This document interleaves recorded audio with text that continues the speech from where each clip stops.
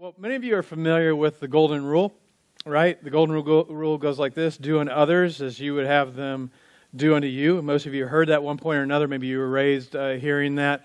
And the golden rule is great until you've been mistreated by one of those others.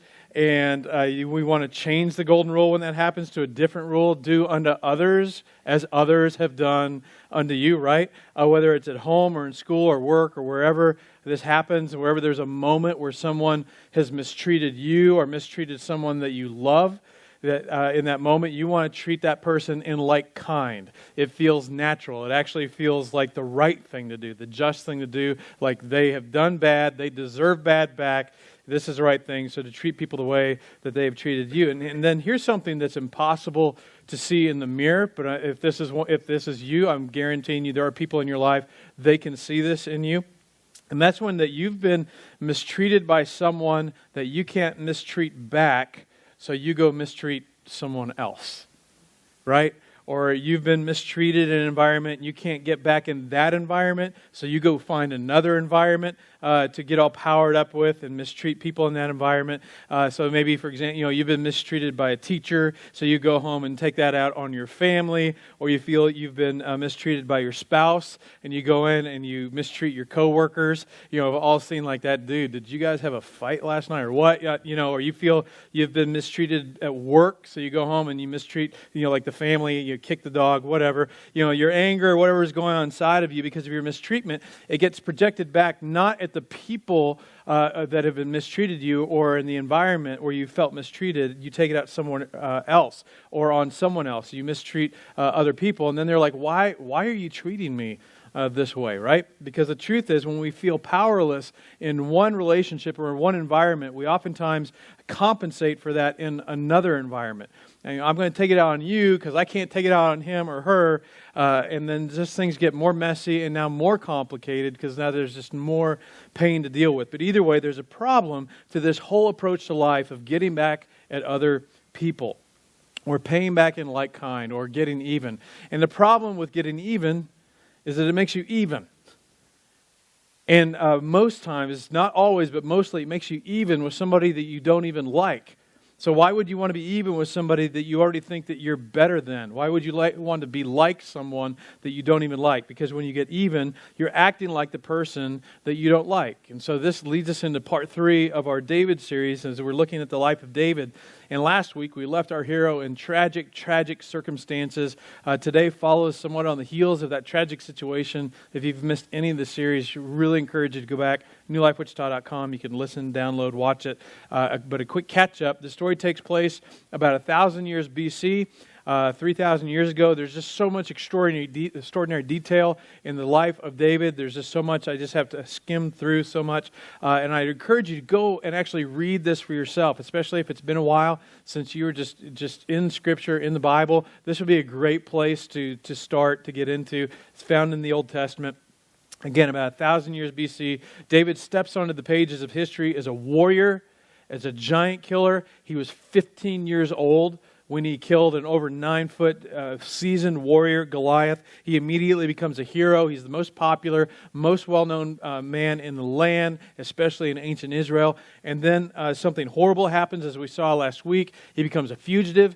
King Saul, who's the first king of Israel, he becomes extremely jealous. He's very insecure of David, and yet David's married one of his daughters. He's become best friends with one of Saul's sons, and Saul finally reaches a breaking point in his insecurity and just announces David must die.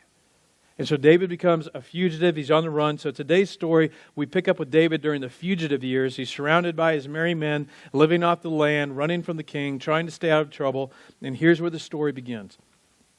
A certain man in Maon who had property there in Carmel was very wealthy. He had 1,000 goats and 3,000 sheep, which he was shearing in Carmel. And so we don't necessarily think in those terms, but in ancient times, if they heard these numbers, they would go, oh my gosh, this guy is so wealthy. And his name was Nabal.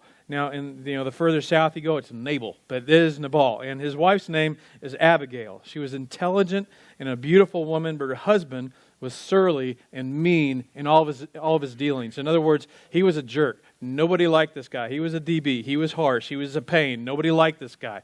In fact, And also, if you've ever heard of somebody, you've ever met somebody or heard somebody in their name, and you thought, wow, your parents really must not have liked you. What were they thinking, or what were they drinking, whatever. Seriously, we find out that Nabal actually means fool.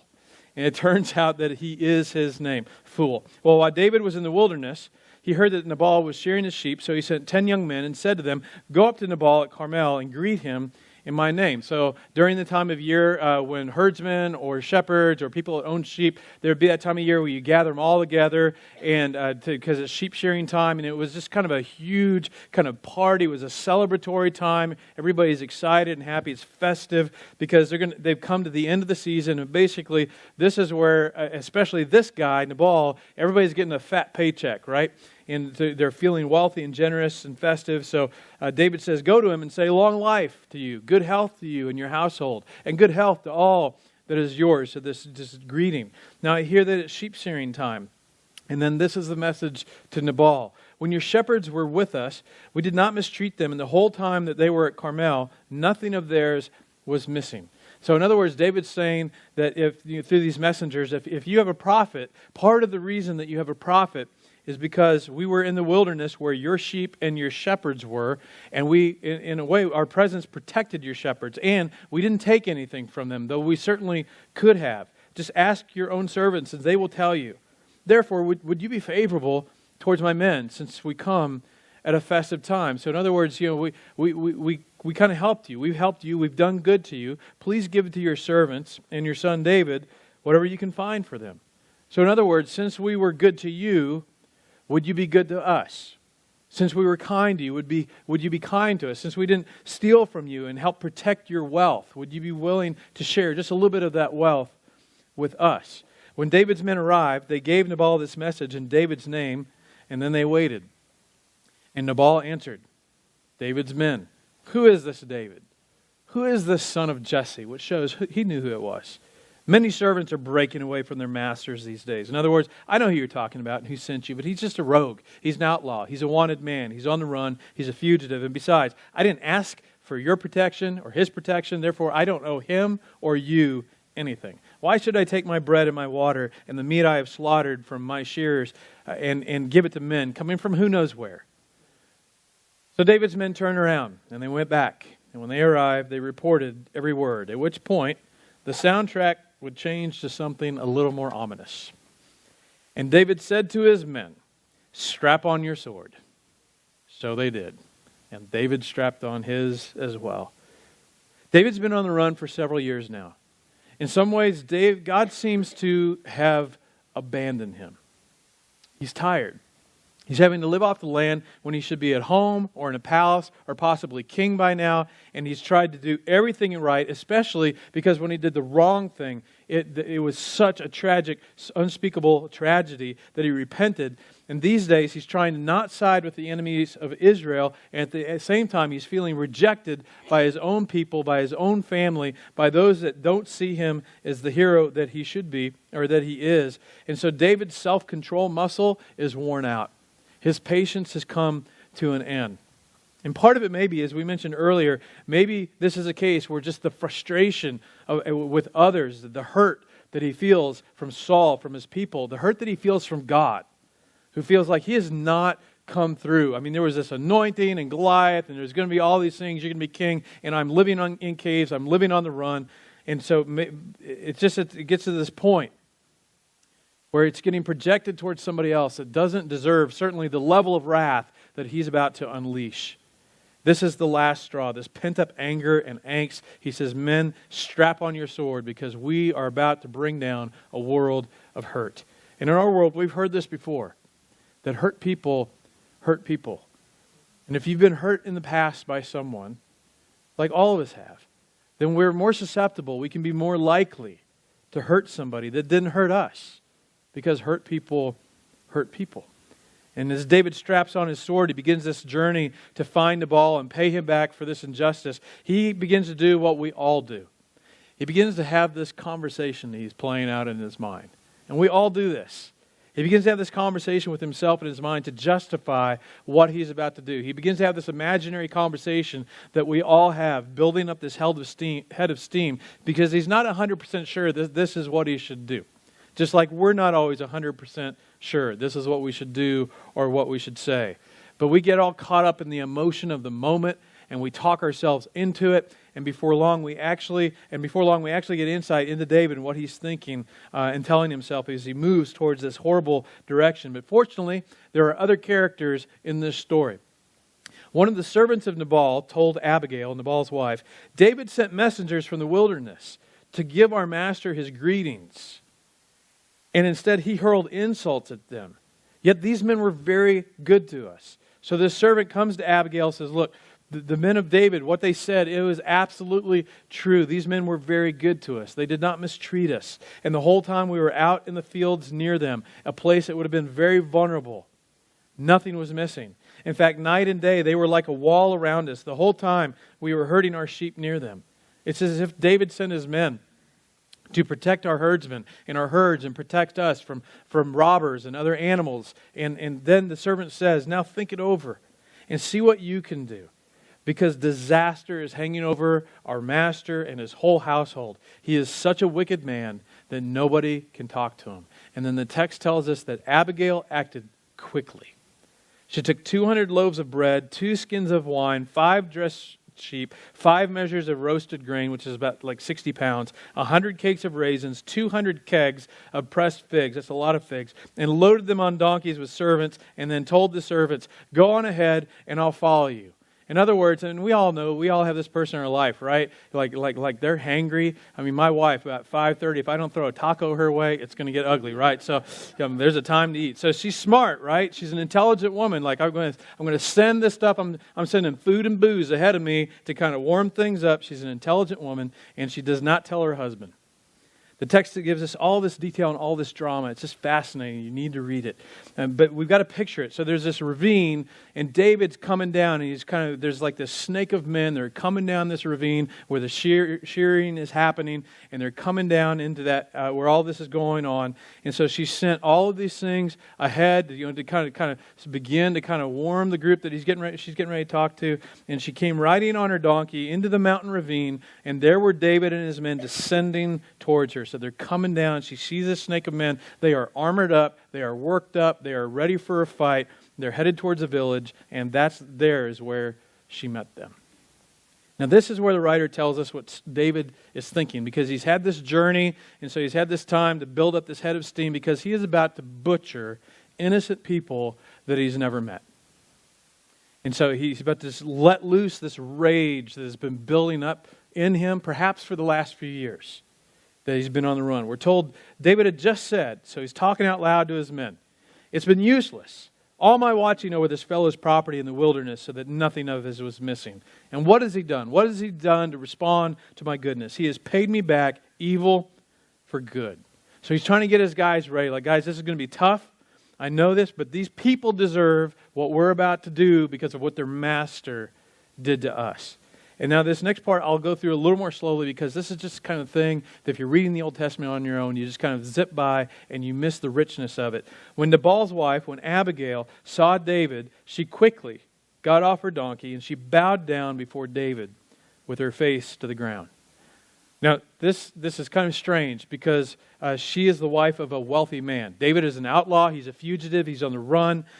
In fact, it's just a matter of time before the king's men catch up to him and kill him. His name will never be spoken of again. And here's this very, very wealthy woman. She's married to this influential person, and she bows down to David, which totally catches David off guard. And what she begins to do is she begins to treat David as if he is the man that she hopes he will become.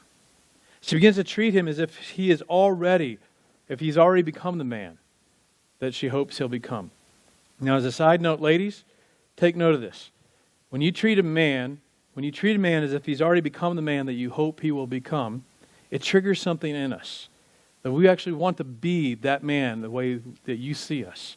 We want to become that. And it works on us even when we know what you're doing.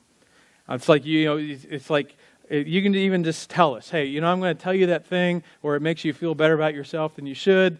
Here it goes, and we will fall for it every time. It's like you're patting us on the head. It's like my wife, I don't think anybody could get everything. We were a family of 6 with a minivan. I don't think anybody could get all of this stuff in the van for the road trip, but you. I think you're right. You want to watch? I know what she's doing, right? Or no one can clean a car like you. You're right, baby. You want to sit and watch? So it's just it's in us. So Abigail, she's so smart, right? And she's choosing to take a posture that appeared weak. She's choosing to take a posture that appeared weak. And in doing that, she becomes the strongest person in the situation. I'm telling you, she saved the day. She begins to speak to David's potential. She looks past what he's about to do and speaks to his future. And this is so, so powerful. She fell at his feet and said, "Pardon your servant, my Lord. Let me speak to you. Hear what your servant has to say." And she's not his servant, but she's being subservient. Now, to be clear, ladies, I am not at all saying that women need to bow down to men. All right, in this culture, this made sense. In ours, it would be weird. But there is a parallel in our culture. We'll get to that. She says, "Please pay no attention to my lord, Nabal, that wicked man, my husband Nabal. He's just like his name. His name means fool, and folly goes with him. So let's just pretend he doesn't exist for a minute, David. And now, my Lord, as surely as the Lord your God lives, and as you live." And what she does next, I'm just telling you, is a Jedi mind trick. Here's what she does. "Since the Lord has kept you from bloodshed and from avenging yourself with your own hands, you are not going to do what you're going to do." These are not the droids you're looking for, right? She's doing it. "Since the Lord has kept you from doing this horrible thing, may your enemies and all who are intent on harming you harming my Lord, be like Nabal." And then she gives David credit for being a better man than he is. And this is powerful. She says, "Please forgive your servant's presumption. The Lord your God will certainly make a lasting dynasty for my Lord." And she's referring to him. And then she speaks to his future. David, God is up to something great in you. David, God has a plan for your life. I know it doesn't seem like this. You're on the run. You've been living in caves. You're a fugitive. But God has a plan for your life. God has a future for you because you fight the Lord's battles and no wrongdoing will be found in you as long as you live. The Jedi, the force is strong with this one. You're not a wrongdoer. You're a good man. Even though someone is pursuing you to take your life, King Saul, everybody knows, the life of my Lord will be bound securely in the bundle of the living by the Lord your God. Now, part of that, you read that in a little breakdown in the English, okay, what's that? So the language is that basically the language is like a wallet or a purse, but in this culture, it's where you would take something valuable, generally money, and you get it in there and you fold it up, and then you tie a cord around it, and then you tuck it in your belt so that it is firmly secure. So essentially, the imagery is powerful. She's saying, even though somebody is trying to steal your life, like someone would try to steal a coin, essentially you are tucked away safely in God's wallet, and He's holding you close, and He's keeping you for a very special purpose, and nobody can steal from God. In our terms, your life is buried in the bottom of a woman's purse. And men, if you have ever tried to find something in your girlfriend or wife's purse, it's not happening. It's safe. You can have a metal detector, x-ray machine, magnets. You're not going to find it. And it's like Hermione Granger's handbag. It's like, David, your life is bound up and safe in God's wallet. God is saving you for something specific. She says, "But the lives of your enemies," and this is brilliant. She takes David back to the moment where he was a 15-year-old boy facing Goliath. "But the lives of your enemies, he will hurl away as from the pocket of a sling." And suddenly, he is back. He's transported back into that moment when he was completely dependent on God, and God showed up. And now she speaks to his future. And for some of you, what she says next may be the point of the whole message this morning. Because she asked a very powerful question without actually asking it. She asked the question, what story do you want to tell when this is nothing but a story that you tell? When you're looking back at this incident, what story do you want to tell about this moment in time? She says, "When the Lord has fulfilled for my Lord every good thing he promised concerning him and has appointed him ruler over Israel. In other words, one day when you're king, my Lord will not have on his conscience the staggering burden of needless bloodshed or having avenged himself. And so at this point, she is, she's painting this picture of the future. And with everything that she said, he's just beginning to melt. And he's just like putty in her hands because she is calling out the man that she sees in him. And it's like, David, one day this is going to be nothing but a story that you tell. And what you do in this moment is going to be a permanent part of your story, a permanent part of your life. And I'm believing that you're going to change your mind because you don't want to tell a story of needless bloodshed, do you? And suddenly David, he comes to his senses and his emotional temperature begins to drop and he sees things in a brand new way. And David says to Abigail, "Praise be to the Lord, the God of Israel, who sent you today to meet me. I've been saved by this intelligent woman." And some of us in this room, we men, we know what it's like to be saved by an intelligent woman. May you be blessed for your good judgment. You had good judgment. I didn't. And more than that, you took action. You weren't afraid to do something about it, keeping me from bloodshed this day and from avenging myself with my own hands. He knew better. And then David accepted from her hand what she had brought him and said, "Go home in peace. I have heard your words and I have granted your request. I'm not going to destroy your husband or your household." And again, Abigail is just so smart. After this, when Abigail went to Nabal, he was in the house holding a banquet like that of a king, and he was in high spirits. He was very drunk, so sharing's over. He has a big old party. She gets back, and this party's going on. He's really drunk. This probably isn't the best time to bring this up, though it might have been. But she tells him nothing until daybreak. So she waits till she's sober, and so the next morning, his wife told him all these things, and his heart failed him, and he became like a stone. And about 10 days later, the Lord struck Nabal, and he died. And then David sent word asking Abigail to become his wife. And Abigail quickly got on a donkey, fastest mode of transportation, and attended by her 5 female servants, went with David's messengers and became his wife. And they lived happily ever after. The end.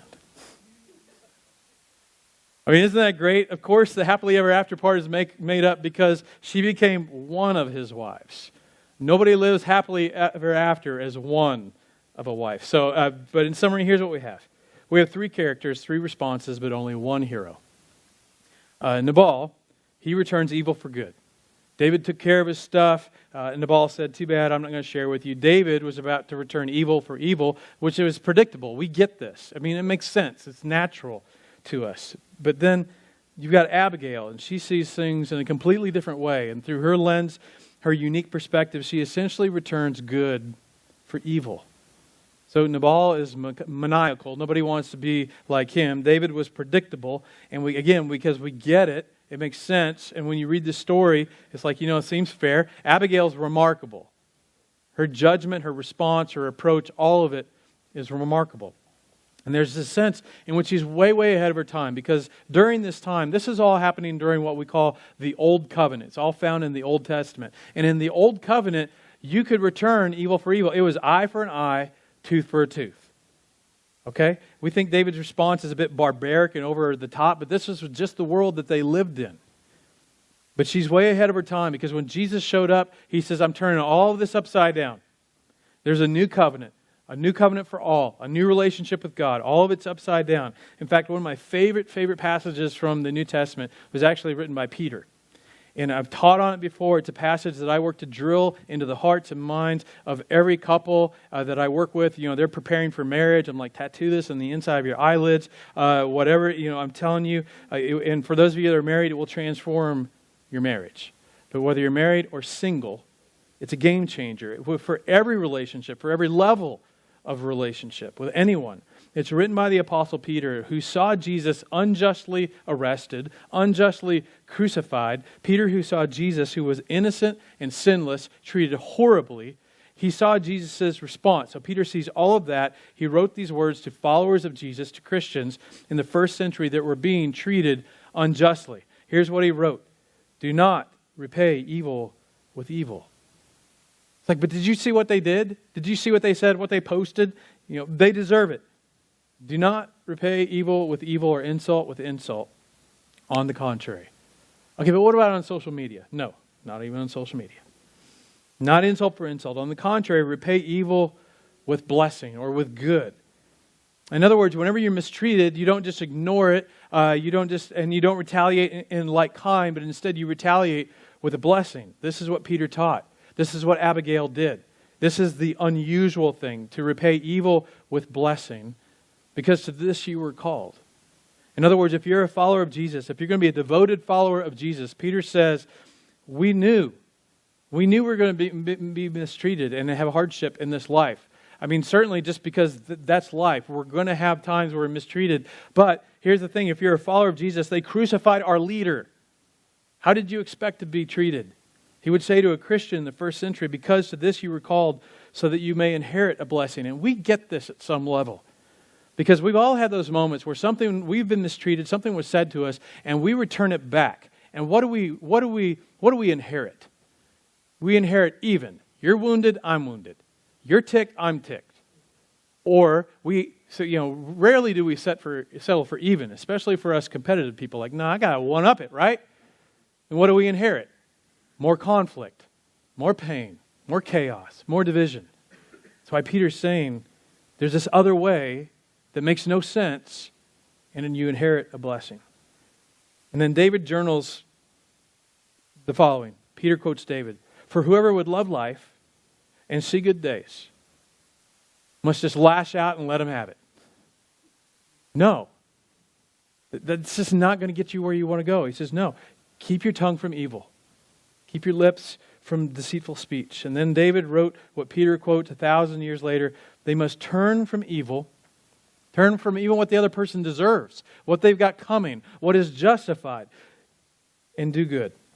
They must seek peace and pursue it. The imagery I always get is if one of our families was leaving this morning and 3 or 4 year old starts hoofing it for the street, we're going to pursue that child, right? And the closer they get, the harder we're going to push until we got to tackle them. They may get a little scraped up. It doesn't matter. And that's the picture that peace in this life is something we have to pursue. It doesn't just happen naturally. And most of us, we get that. Seek it and pursue it. And Peter's writing this to Jesus followers, Christians who are being horribly mistreated, specifically because of their faith. And where did Peter get this crazy idea? Don't return evil for evil, but return good for evil. To respond to evil with blessing. Where did he get this? He got it from Jesus. Jesus stood and said, "You've heard it said, love your neighbor and hate your enemy." That's old covenant. Justified. Okay. That was Old Testament. That was the world David lived in. Jesus says, I've come to turn all that upside down. You do not return evil for evil and refuse to respond in like kind if you're my follower. When you refuse to respond in like kind, that is one of the most be like me things that you could do as my follower. So just to wrap it up, just 3 questions. 2 of these are for everybody. 2 of these are for everybody, and then 1 is specifically for those that would say, I'm a Christian, I'm a follower of Jesus. And then we'll wrap it up. The first question is, do I really want to be even with someone I don't even like? And the answer is no, you don't. To get even with someone that you don't like is to be like someone you don't like. Do you want to be like someone you don't like? And in some cases, I'll stretch it out a little bit more. In some cases, it may actually be somebody you love or that you like them. But in that moment, they do or they say something, and in the moment, you're not feeling the like. You're not feeling the love. So there's this moment where they're so unlikable, so unlovable, and in that moment, you don't like them very much, right? Why would you want to be like someone if even in the moment, you don't like them? Why would you do that? Why would you act like the person you don't like? Because even is easy. But to pull ahead, to get ahead, by refusing to get even, that's what helps you pull ahead. The second question, this is a big one. What story do you want to tell? What story do you want to tell? David's making his way towards the village. He's a few hundred yards away from telling a very, very different kind of story. And Abigail stops him and speaks to his future and says, do you really want this on your conscience? Is this a story that you want to tell David? Like, hey, David, tell me about the time that somebody insulted you. What'd you do? Well, I went around and I slaughtered innocent people. Like, is that the story that you want to tell? And this is the question we all have to ask. And it doesn't matter whether you're a Christian or a religious person, we should all answer this question in every season of life, at every juncture, because everything just becomes a part of our story. And what story do you want to tell? When it comes to you being mistreated, to what's been done to you, what's been said about you, what story do you want to tell when it's nothing but a story that you tell? And then here's the third question, and everybody gets to play on this one. But if you're a Christian, if you're a Jesus follower, we don't really get options on this. For us as a community, for New Life Wichita, our aspiration, our mission that we established was to be and to make fully devoted followers of Jesus. And so if we're going to be a Jesus follower, if we're going to be Christ follower, this is Jesus 101. What would it look like for you to return good for evil?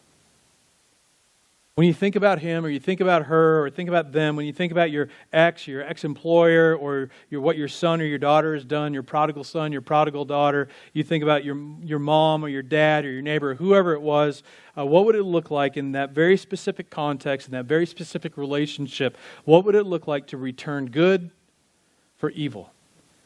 Or to use Peter's words, what would it look like to be a blessing to someone who has hurt or offended you? Not just do nothing, not just ignore them, but be proactive and do something. Because here's what you deserve. I'm not going to give you what you deserve. That's mercy.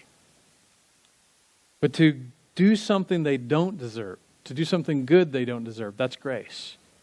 And if you're a Christian, if you're a Jesus follower, this is how our story intersects with the story of salvation and the greatest story ever told. Because the greatest story ever told was that God returned good for evil. That He sent His Son for our sin. That's the gospel. If you're a follower of Jesus, that's your story. Here's the thing, and then I'm done. Returning good for evil, that's not expected. That takes you from predictable to remarkable. That's what will set you apart in your relationships, in your workplace, in your neighborhood. Because until you return, and for some of you, depending on your background, this may be the thing that sets you free. Because until you return good for evil, that person that's mistreated you controls you. And here's how you know. Because David is heading down in that ravine. He's headed down, you rehearse all the stuff in your head that you're going to say, that you're going to do, or you play out these fantasies in your mind, or you're just going to lay in wait and you're going to do it later. You're going to get them back one way or another. And if you can find somebody to listen to your sad story, you keep telling your sad story. But the only way to get free oftentimes is to proactively do for somebody exactly what they don't deserve. Just like your Heavenly Father did for you and did for me. Now, I realize it's so easy for me to stand up here and say that, though you may think that. And then I walk off and go have lunch and a nap afterwards. But listen, see, here's the thing. You don't know. You can say, you don't know this person that hurt me. You don't know this person. You don't know the circumstances. You don't know what I've been through, and I get that. But here's the thing. I would never get up here and say this on my own authority. Ever.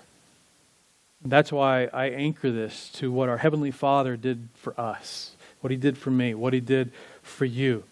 And that's the measure, that's the standard. And to use Peter's language, that's what we've been called to do. So what would it look like in your specific circumstances to return good for evil? Let's pray.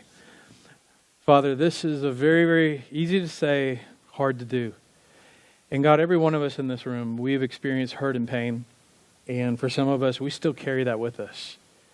You know, some of us, we're blind to it, but it affects some of our relationships and at home, our personal relationships in the workplace. And Father, I pray that you would give us eyes to see that. And Father, that you would give us clarity as to what's our next step. So that we can begin to break free from that. That we could actually return good in what we have perceived as evil, something hurtful. And that, Father, for those of us that still carry around wounds or scabs, that, Father, that this would begin to be the thing that heals us. And, Father, every one of us in this room, we're going to face something in the next week, month, this next year, where we're going to have that moment. And our emotions are going to just rise to the surface. And I pray, God, in that moment, that you would just step in and just gently get a hold of us and help us to take a step back and to respond in a way that's extraordinary. And it's in the name of Jesus that I pray. Amen.